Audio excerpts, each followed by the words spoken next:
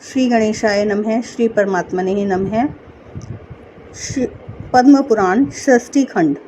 यह सुनकर ऋषियों ने सूत जी से पूछा, मुने, भीष्म जी के साथ पुलस्त्य ऋषि का समागम कैसे हुआ? पुलस्त्य मुनि तो ब्रह्मा जी के मानस पुत्र हैं। मनुष्यों को उनका दर्शन होना दुर्लभ है। महाभाग, भीष्म जी को जिस स्थान पर और जिस प्रकार पुलस्त्य जी का दर्शन हुआ वह सब हमें बतलाइए।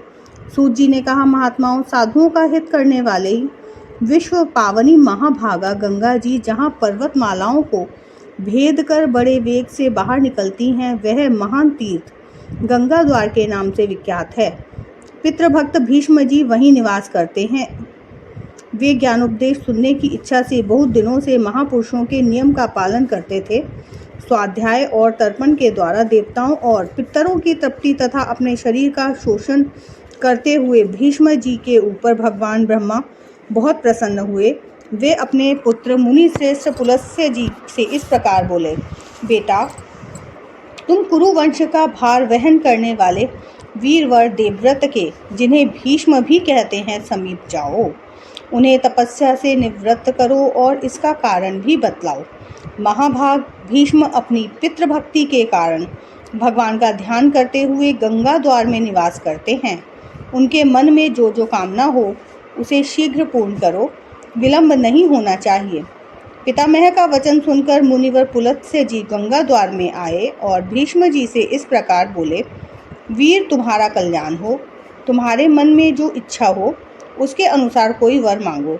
तुम्हारी तपस्या से साक्षात भगवान ब्रह्मा जी प्रसन्न हुए हैं। उन्होंने ही मुझे यहाँ भेजा है। मैं तुम्हें मनोवांछित वर दूंगा। पुलस्त्य जी का वचन मन और कानों को सुख पहुँचाने वाला था। उसे सुनकर भीष्म ने आंखें खोल दी और देखा पुलस्त्य जी सामने खड़े हैं। उन्हें देखते ही भीष्म जी उनके चरणों पर गिर पड़े। उन्होंने अपने संपूर्ण शरीर से पृथ्वी का स्पर्श करते हुए उन मुनि श्रेष्ठ को साष्टांग प्रणाम किया और कहा, भगवान, आज मेरा जन्म सफल हो गया। यह दिन बहुत ही सुंदर है, क्योंकि आज आपके विश्व वंद्य चरणों का मुझे दर्शन प्राप्त हुआ है। आज आपने दर्शन दिया है और विशेषतः मुझे वरदान देने के लिए गंगा जी के तट पर पदार्पण किया। इतने से ही मुझे अपनी तपस्या का सारा फल मिल गया। यह कुश की चटाई है, इसे मैंने अपने हाथों से बनाया है और जहाँ तक हो सका है इस बात का भी प्रयास किया है कि यह बैठने वाले के लिए आराम देने वाली हो। अतः आप इस पर विराजमान हो। यह पलाश के दोने में अर्घ्य प्रस्तुत किया गया है। इसमें दूब, चावल, फूल, कुश, सरसों, दही, शहद और जौ और दूध भी मिले हुए हैं। प्राचीन काल के ऋषियों ने यह अष्टांग अर्घ्य ही अतिथि को अर्पण करने योग्य बतलाया है। अमित तेजस्वी भीष्म के ये वचन सुनकर ब्रह्मा जी के पुत्र पुलस्त्य मुनि कुशासन पर बैठ गए। उन्होंने बड़ी प्रसन्नता के साथ पाद्य और अर्घ्य स्वीकार किया। भीष्म जी के शिष्टाचार से उन्हें बड़ा संतोष हुआ। वे प्रसन्न होकर बोले, महाभाग, तुम सत्यवादी, दानशील और सत्य प्रतिज्ञ राजा हो। तुम्हारे अंदर लज्जा, मैत्री और क्षमा आदि सद्गुण शोभा पा रहे हैं। तुम अपने पराक्रम से शत्रुओं का दमन करने में समर्थ हो। साथ ही धर्मज्ञ, कृतज्ञ, दयालु, मधुरभाषी, सम्मान के योग्य पुरुषों को सम्मान देने वाले विद्वान, ब्राह्मण भक्त तथा साधुओं पर स्नेह रखने वाले हो। वत्स, तुम प्रणाम पूर्वक मेरी शरण आए हो, अतः मैं तुम पर बहुत प्रसन्न हूँ। तुम जो चाहो पूछो, मैं तुम्हारे प्रत्येक प्रश्न का उत्तर दूंगा। भीष्म जी ने कहा, भगवान, पूर्व काल में भगवान ब्रह्मा जी ने किस स्थान पर रहकर देवताओं आदि की सृष्टि की थी, यह मुझे बताइए। उन महात्मा ने कैसे ऋषियों तथा देवताओं को उत्पन्न किया, कैसे पृथ्वी बनाई, किस तरह आकाश की रचना की और किस प्रकार इन समुद्रों को प्रकट किया, भयंकर पर्वत, वन और नगर कैसे बनाए। मुनियों, प्रजापतियों, श्रेष्ठ सप्त ऋषियों और भिन्न भिन्न वर्णों को, वायु को, गंधर्वों, यक्षों, राक्षसों, तीर्थों, नदियों, सूर्यादि ग्रहों तथा तारों को भगवान ब्रह्मा ने किस तरह उत्पन्न किया, इन सब बातों का वर्णन कीजिए। पुलस्त्य जी ने कहा, पुरुष श्रेष्ठ भगवान ब्रह्मा साक्षात परमात्मा हैं। वे पर से भी पर तथा अत्यंत श्रेष्ठ हैं। उनमें रूप और वर्ण आदि का अभाव है। वे यद्यपि सर्वत्र व्याप्त हैं, तथापि ब्रह्म रूप से इस विश्व की उत्पत्ति करने के कारण विद्वानों के द्वारा ब्रह्मा कहलाते हैं। जिन्होंने पूर्व काल में जिस प्रकार सृष्टि की रचना की, वह सब मैं बता रहा हूँ, सुनो।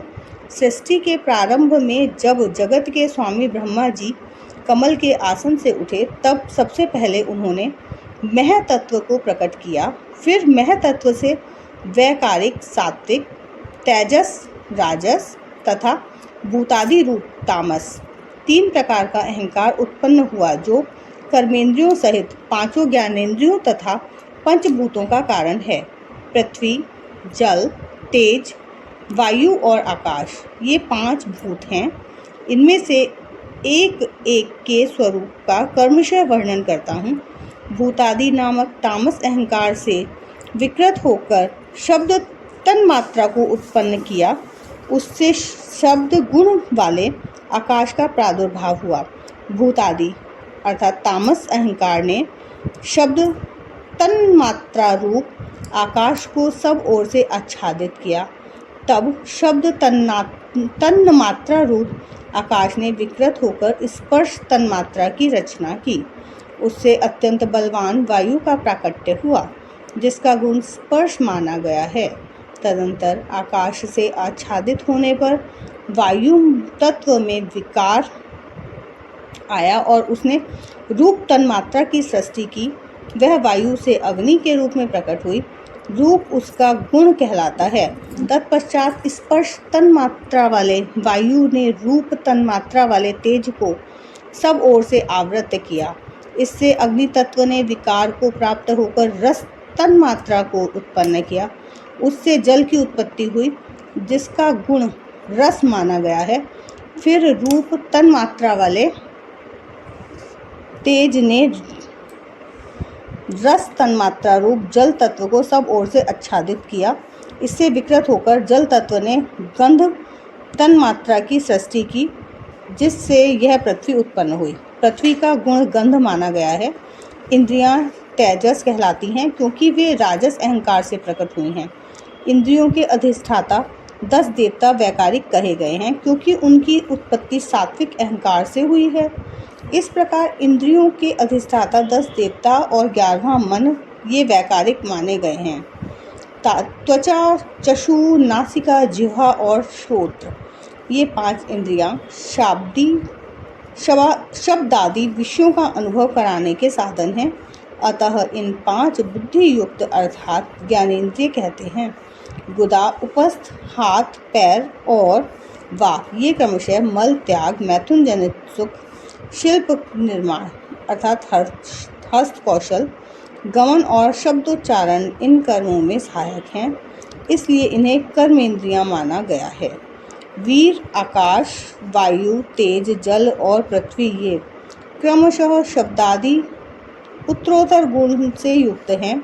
अर्थात आकाश का गुण शब्द, वायु के गुण शब्द और स्पर्श, तेज के गुण शब्द, स्पर्श और रूप, जल के शब्द, स्पर्श, रूप और रस तथा पृथ्वी के शब्द, स्पर्श, रूप, रस एवं गंध, ये सभी गुण हैं। उक्त 5 भूत शांत, घोर और मूढ़ हैं, अर्थात सुख, दुख और मोह से युक्त हैं। अतः ये विशेष कहलाते हैं। ये 5 भूत अलग अलग रहने पर भी भिन्न भिन्न प्रकार की शक्तियों से संपन्न हैं। अतः परस्पर संगठित हुए बिना, पूर्णतया मिले बिना ये प्रजा की सृष्टि करने में समर्थ ना हो सके। इसलिए परम पुरुष परमात्मा ने संकल्प के द्वारा इनमें प्रवेश किया। फिर तो मह तत्व से लेकर विशेष पर्यंत सभी तत्व पुरुष द्वारा अधिष्ठित होने के कारण पूर्ण रूप से एक तत्व को प्राप्त हुए। इस प्रकार परस्पर मिलकर तथा एक दूसरे का आश्रय ले उन्होंने अखंड की उत्पत्ति की। भीष्म जी इस अंड में ही पर्वत, द्वार और द्वीप आदि के सहित समुद्र, ग्रहों और तारा सहित संपूर्ण लोक तथा देवता असुर और मनुष्यों सहित समस्त प्राणी उत्पन्न हुए हैं। वह अंड पूर्व की अपेक्षा 10 गुने अधिक जल, अग्नि, वायु, आकाश और भूतादि अर्थात तामस अहंकार से आवृत है। भूतादि महतत्व से घिरा है तथा इन सब के सहित महतत्व भी अव्यक्त प्रधान या मूल प्रकृति के द्वारा आवृत है। भगवान विष्णु स्वयं ही ब्रह्मा होकर संसार की सृष्टि में प्रवृत्त होते हैं तथा जब तक कल्प की स्थिति बनी रहती है तब तक वे ही युग युग में अवतार धारण करके समूची सृष्टि की रक्षा करते हैं।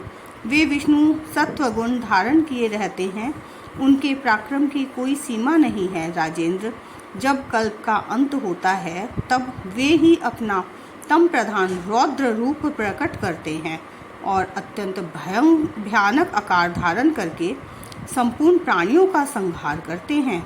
इस प्रकार सब भूतों का नाश करके संसार को एकांत में जल में निमग्न कर वे सर्वरूपधारी भगवान स्वयं शेषनाग की शैया पर शयन करते हैं।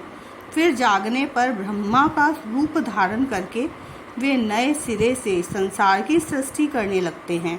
इस तरह एक ही भगवान जनार्दन सृष्टि, पालन और संहार करने के कारण ब्रह्मा, विष्णु तथा शिव नाम धारण करते हैं।